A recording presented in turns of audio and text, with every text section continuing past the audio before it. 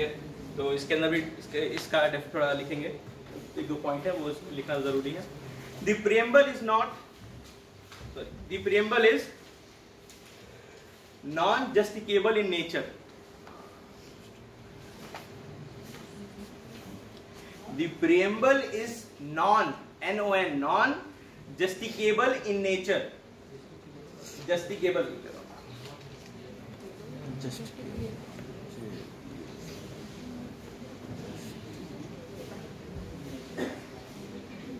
Justicable, non-justicable in nature,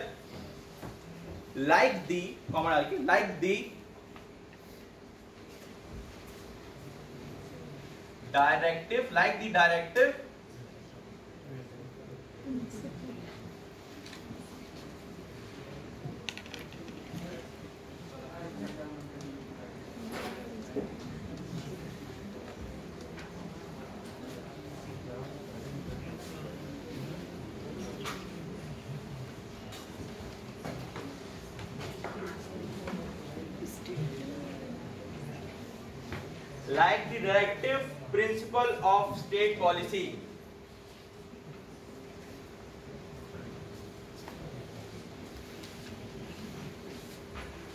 The preamble is non-justicable in nature, like the directive principle of state policy, and cannot be enforced in court of law.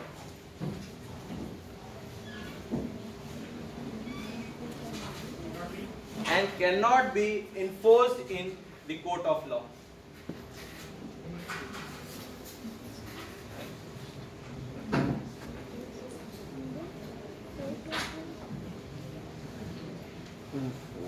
Enforced. And cannot be enforced in court of law. Sir her amendment का एक reason होता है क्यों amendment लाया जा रहा है। तो सर अगर जो इंडिपेंडेंस के दौरान क्यों हम लोग ने सेक्युलर सोशलिस्ट नहीं जोड़ा गया और बाद में क्या ऐसा जरूरत पड़ी कि सेक्युलर और को जोड़ना। 1975 में पता है आपको क्या हुआ था? इमरजेंसी लगी थी। हाँ, उसके ही रीजंस। अब मैं आपको ये बताना स्टार्ट कर दूं तो मैं वापस आपके पोस्ट इंडिपेंडेंस के उसमें चला जाऊंगा, जो हिस्ट्री टीचर का पार्ट है। तो आप इतना जानिए कि 1970 अमेंडमेंट इस वजह से आया था, नेशनल इमरजेंसी की वजह से। उसके अंदर जो जो घटनाएं घटी थी उस वजह से ही सरकार को ये सब जोड़ना पड़ा, क्योंकि उस समय कॉन्स्टिट्यूशन का बहुत मिसयूज किया गया था। अब उसमें क्या क्या मिसयूज किया गया था, क्या क्या रीजंस थी, आप हिस्ट्री टीचर से पूछिएगा, ठीक है।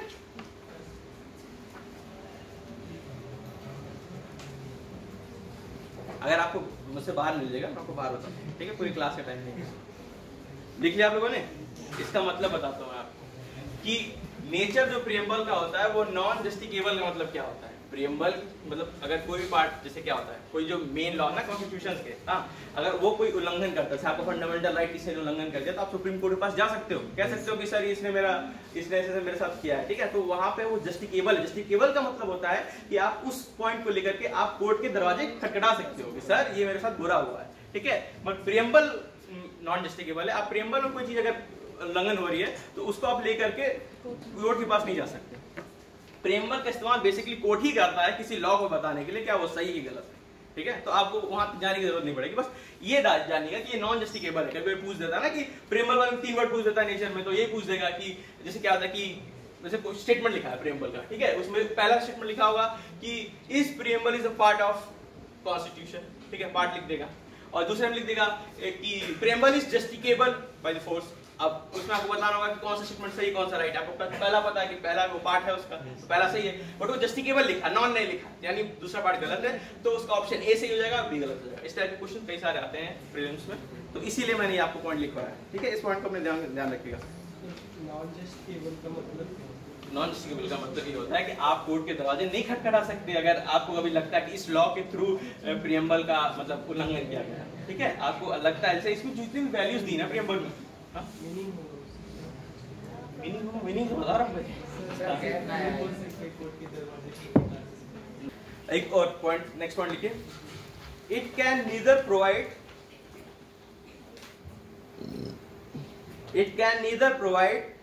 substantive power, it can neither provide substantive power, इसका मतलब है definite और real power, मतलब ये एकदम रियल पावर नहीं प्रोवाइड करता। To the organs of the state. Organs क्या होते हैं? लेजिस्लेचर, एग्जीक्यूटिव और जुडिशरी। ये कोई रियल पावर प्रोवाइड नहीं करता है, ठीक है। अभी मैं इसको समझाऊंगा, नहीं समझ लीजिए, देखते रहिए। It can neither provide substantive power to the organs of the state nor it limit their powers under the provisions of the constitution. Nor limit their power, not limit their power under the provisions of the Constitution.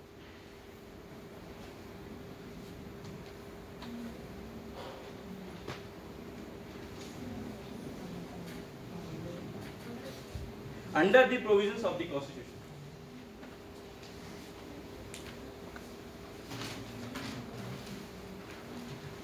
लिख लिया सबने?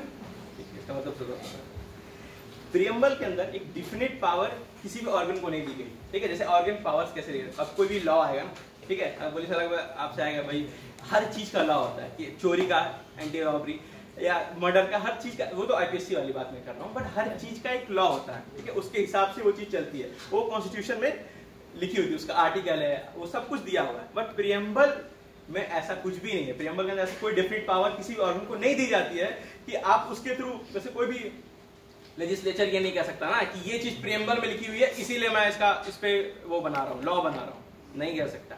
अगर कोई भी point पे law बनता है तो वो कॉन्स्टिट्यूशन के आर्टिकल के थ्रू बनता है। जैसे अभी भी एक जस्ट लॉ बना है, मैं एग्जांपल देता हूँ आप लोगों का, थोड़ा सा वो क्या कहते हैं, करंट अफेयर्स भी हो जाएगा, स्ट्रांग हो जाएगा। हरियाणा में एक अभी लॉ बना है, ठीक है, 75% जॉब, प्राइवेट जॉब, जो अप टू 50,000 इनकम तक रिजर्व करने के लिए। तो वो लॉ बना कैसे है? वो जो लॉ है वो पावर्स कहां से ड्रॉ करता है, कहां से लेता है? वो आर्टिकल 16 का जो सब क्लॉज 4 है उस वहां से वो पावर गेन करता है। अब आर्टिकल 16 क्या? आर्टिकल 16 है equality of the opportunity for everybody, ठीक है, सबके लिए जो अपॉर्चुनिटी है ना, जॉब की, एम्प्लॉयमेंट की, सबके लिए बराबर है। बट उसके अंदर जो सब क्लॉज 4 है उसमें ये लिखा गया है कि रिजर्वेशन अगर कोई भी स्टेट लेजिस्लेचर या पार्लियामेंट दे रहा है पब्लिक एम्प्लॉयमेंट में, तो वो उसको कॉन्ट्राडिक्ट नहीं करती, ये उसमें लिखा गया, इसीलिए वो रिजर्वेशन दे सकते हैं, ठीक है। तो वो कहां से, वो जो बिल है वो कहां से पावर ड्रॉ करती है? कॉन्स्टिट्यूशन के आर्टिकल से। मत कोई ऐसा आप कोई लॉ नहीं पाओगे जो प्रियम्बल से करता, समझ रहे हो? इसका मतलब यही है। और इसका मतलब ये तो है ही, दूसरा ये भी कि ये किसी को पावर, किसी की को काट नहीं सकता। अगर कॉन्स्टिट्यूशन किसी भी कोई भी आर्टिकल के थ्रू अगर आप मतलब कॉन्स्टिट्यूशन आर्टिकल बनाते हो तो उसको ये लिमिट भी नहीं कर सकता, ठीक है। ना ही पावर दे सकता है, ना ही पावर किसी की लिमिट कर सकता है, ना ही किसी ऑर्गन कोई ऐसा नहीं कर सकता कि मैं प्रियम्बल की वजह से ये काम नहीं कर सकता। ना पावर को ये रोकता है, कम करता है, ना ही ये बढ़ाता है, ठीक है। सिंपल सा काम है ये, सिर्फ बेसिक स्ट्रक्चर, डॉक्ट्रिन आपने पढ़ा होगा, बेसिक स्ट्रक्चर ही बताता है कॉन्स्टिट्यूशन का कि उसमें कौन कौन सी वैल्यूज होनी चाहिए, ठीक है। ना रियल पावर देगा और ना ही किसी की रियल पावर कम करेगा, ठीक है। चलिए अब नेक्स्ट पॉइंट लिखते हैं। The preamble cannot override the specific provisions. The preamble cannot override. The preamble cannot override the specific provisions of the Constitution. The preamble cannot override the specific provisions of the Constitution.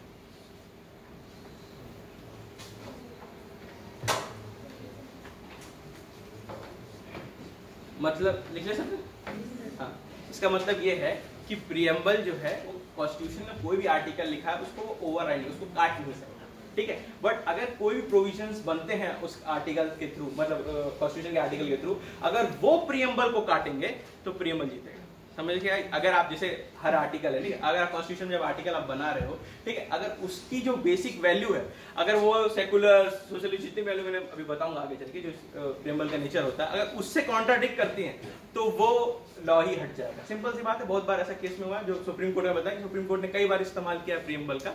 तो बस इसका यही है कि अगर preamble contradict नहीं कर सकता प्रोविजंस को, बट अगर प्रोविजन ने कॉन्ट्राडिक्ट किया प्रियम्बल को तो वो प्रोविजन नहीं रहेगा।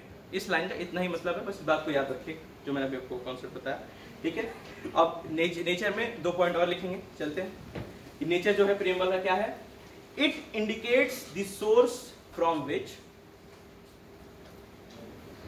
it indicates the source from which the Constitution derives its authority.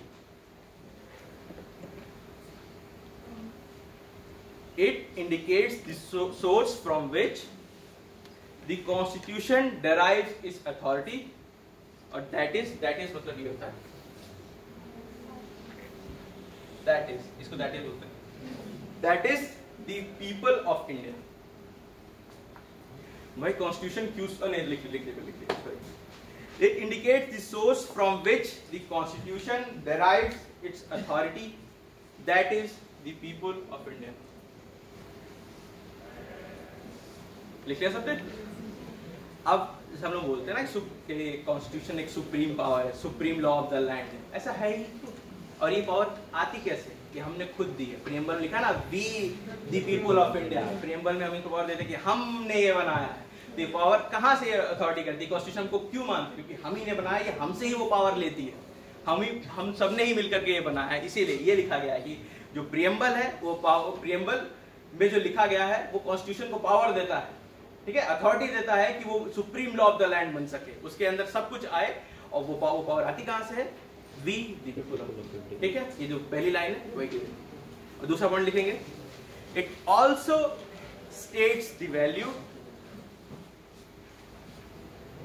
It also states the values and objectives which the Constitution seeks to establish and promote.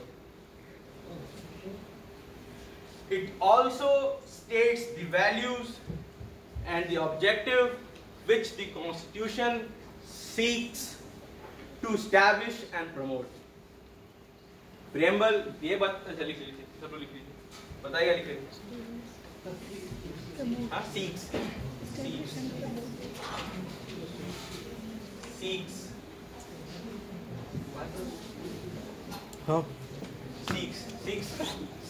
to establish and promote. Simple सी बात है, preamble में constitution की values, उसके principal लिखे होते हैं जिसको कॉन्स्टिट्यूशन प्रमोट करता है। बहुत सिंपल सी बात है, इसको ज़्यादा समझने की वैल्यू नहीं। अब नेक्स्ट टॉपिक डालेंगे, बेसिक वैल्यूज इन प्रीएम्बल।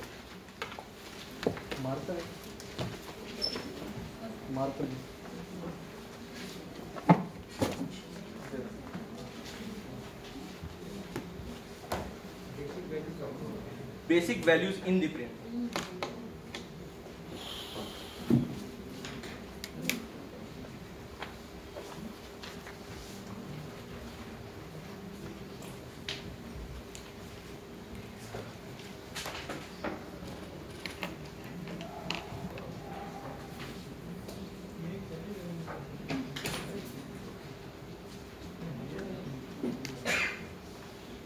पहला पॉइंट डालेंगे, लिखेंगे सॉवरेनिटी।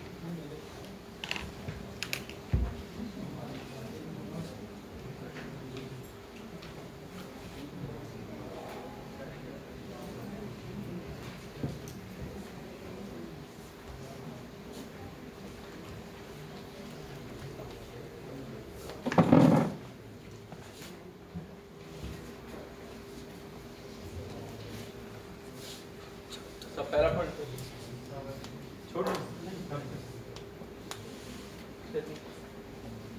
सॉवरेनिटी, ठीक है, इसको विस्तार करेगा। सॉवरेनिटी क्या होती है, मैं आपको मतलब दो तरह की सॉवरेनिटी, सब सिंपल सी बात है। इंडिपेंडेंस, ठीक है, सॉवरेनिटी हम खुद के लॉज बनाते हैं, ठीक है। हमें कोई ब्रिटिश सरकार थी पहले जो लॉ बनाती है कि भाई तुम ऐसे से रेगुलेट होगे, अब वो नहीं है, अब सिर्फ हम बनाते हैं। हमसे इलेक्टेड पीपल ऊपर जाते हैं, बैठते हैं, डिस्कस डेलिब्रेट करते हैं और उस पर हम पे लॉज बनाते हैं। इसको सॉवरेनिटी कहते हैं। इसको फटाक से इस पे वो लिखिए, सॉवरेनिटी दो तरह की।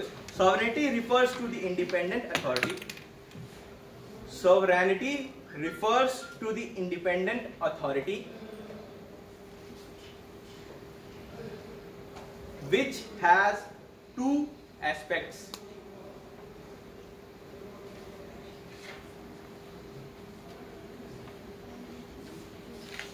So, यहाँ पे लिखेंगे sovereignty refers to independent authority which has two aspects.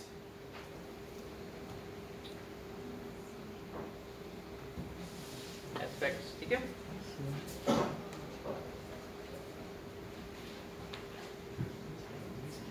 Which has two aspects, पहला लिखेंगे इसके अंदर जैसे a डाल के ऐसे करके, ठीक है। Sovereignty need not to consult,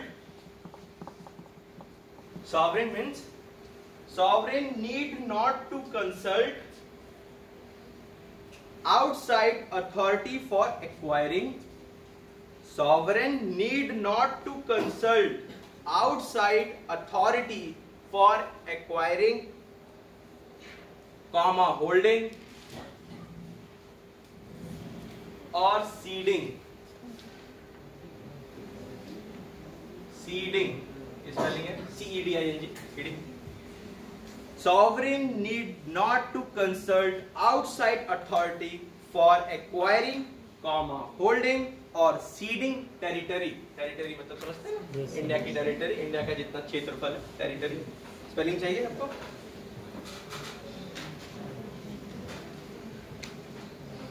territory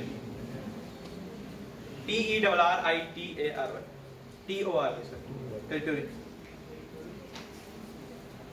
मैं बोल दे रहा हूँ, sovereign need not to consult outside authority for acquiring, comma holding और ceding territory। इसका मतलब है कि अगर एक स्टेट या अगर एक कंट्री सॉवरेन है तो उसको किसी और से पूछने की जरूरत नहीं है कि क्या हम अपनी जो टेरिटरी है वो किसी के साथ थोड़ा बांटें, किसी को दें कि किसी से लें, समझ रहे हो। अभी जैसे वो बांग्लादेश के साथ हमने सीडिंग किया था ना कि कुछ एरिया हमने उनको दिए थे, कुछ लिए थे, तो हमें किसी ब्रिटिश सरकार से पूछने की जरूरत नहीं है कि भाई हम अपने एरिया दे सकते कि नहीं दे सकते, वो हमारी अथॉरिटी है और वो उसका मतलब होता है सॉवरेनिटी। ये बताता है कि हम अपनी खुद की टेरिटरी दे सकते ले सकते हैं। और इसी पॉइंट के आगे ब्रैकेट में लिखेगा एक्सटर्नल सोवरेनिटी, एक्सटर्नल, इसी के एक वर्ड लगा देंगे एक्सटर्नल सोवरेनिटी। इस पॉइंट को कहते हैं external sovereignty, external sovereignty bracket में लिखेंगे उसको, ठीक है। और पॉइंट बी लिखेंगे, बी बना के लिखेंगे, sovereign need not to consult outside authority. इतनी लाइन पहले की तरह सेम होगी, sovereign need not to consult outside authority for making laws for regulating conduct. Sovereign need not to consult outside authority for making laws for regulating conduct and behavior of people.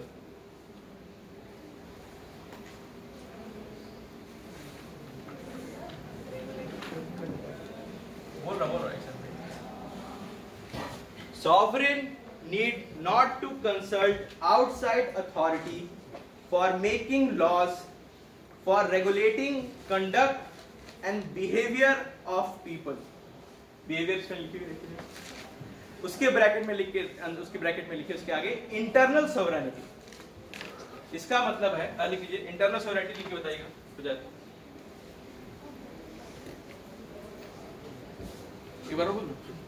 Sovereign need not to consult outside authority for making laws for regulating conduct and behavior of the people. Full stop, उसके bracket में लिख देंगे internal sovereignty.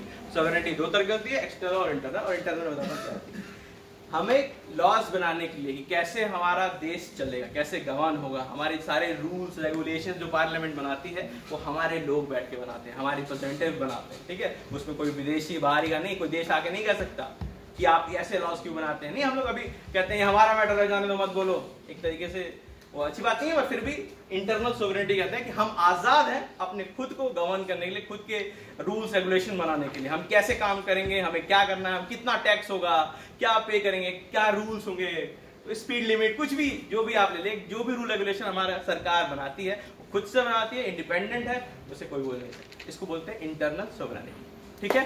अब इसमें एक point होगा digital sovereignty, वो एक अब नया आया है। पॉइंट लिख के बस थोड़ा सा लिख लिया, डिजिटल सोवरेनिटी, उसको मतलब समझ लूंगा, बस पॉइंट लिखिए अपने नोट्स में, डिजिटल सोवरेनिटी, ठीक है।